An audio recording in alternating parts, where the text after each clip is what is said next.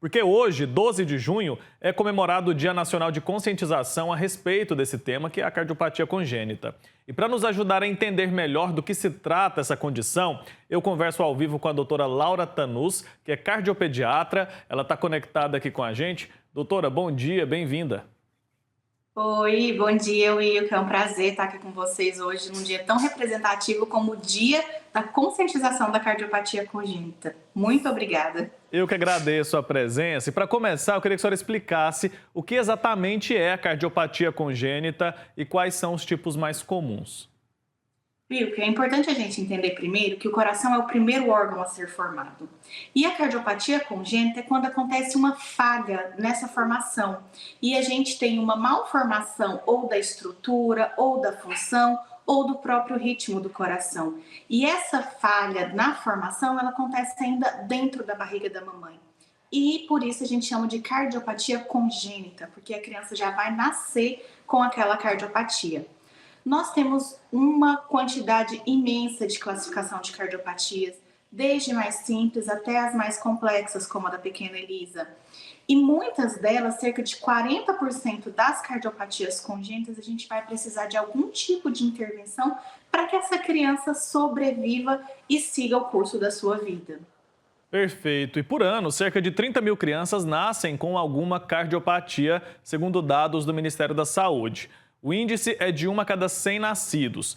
Quais são os sinais, doutor, e sintomas que podem indicar a presença de uma cardiopatia congênita em um recém-nascido ou em uma criança pequena?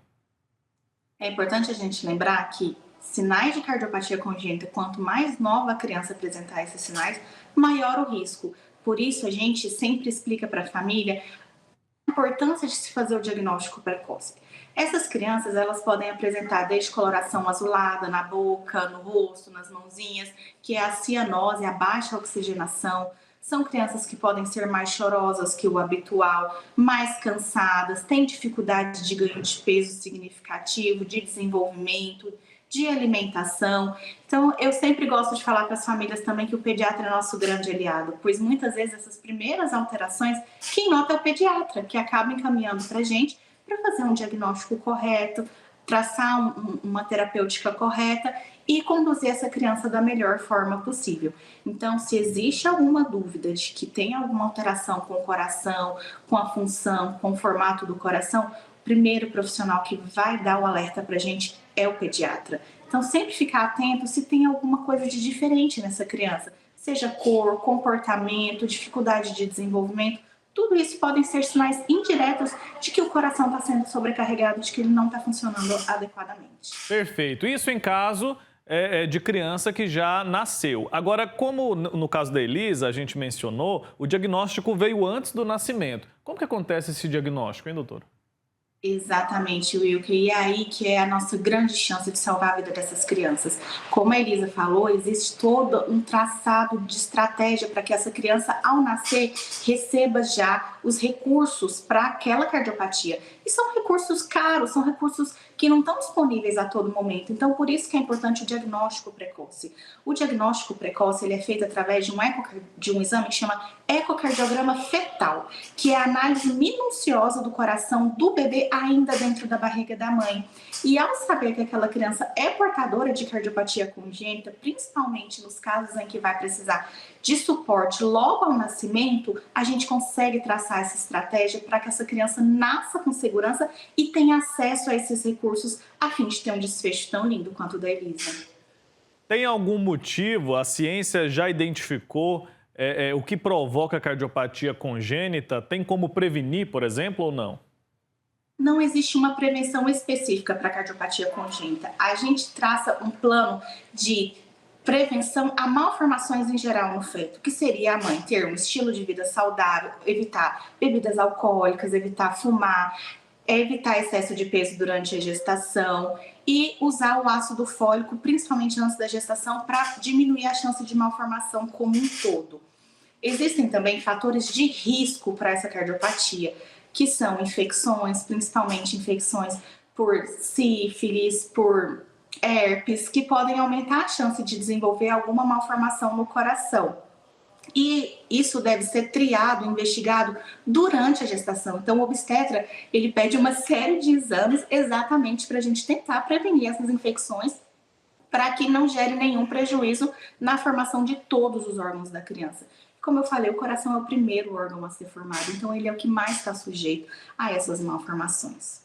Tá certo. E quanto ao tratamento? Em todos os casos, é necessário recorrer à cirurgia ou não necessariamente? Tem algum caso, por exemplo, que a criança vai crescendo e a malformação é corrigida? Ou não? Não existe isso?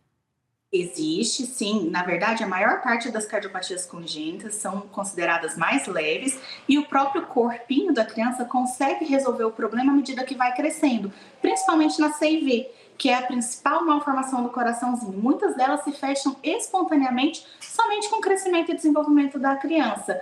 Mas em alguns casos a gente precisa usar uma medicação para ajudar o corpinho a não ter tanto gasto de energia durante esse processo de fechamento. E em outros casos, a gente precisa de um procedimento invasivo. Hoje nós temos a opção da cirurgia e em algumas cardiopatias congênitas, são casos selecionados, a gente tem a opção de cateterismo também, em que não tem o corte no peitinho, mas a gente consegue fazer o reparo do defeito cardíaco através de punção pela veia, ou seja, a criança consegue resolver o problema e não tem uma cicatriz. Mas são casos selecionados e é preciso ser avaliado individualmente. Então é tudo muito específico, né? A gente viu ali no caso da Elisa que a gente conheceu na reportagem, os médicos nem davam tantas esperanças para os pais, mas de forma geral é possível sim pensar na sobrevivência, na cura e no estilo de vida normal para essas crianças, certo? Esse é o nosso objetivo, qualidade de vida para a criança. A gente quer que essas crianças corram, brincam, vão para a escola, a gente quer que elas vivam intensamente. E cada caso é um caso. Hoje a gente avançou muito no campo da cardiopatia congênita, tanto no tratamento quanto na condução. E hoje a gente tem essas crianças que se tornaram adultos. Então a gente está vivendo esse momento e é muito gratificante participar disso, porque antes a gente tentava com que a criança sobrevivesse, ela precisa sair do hospital.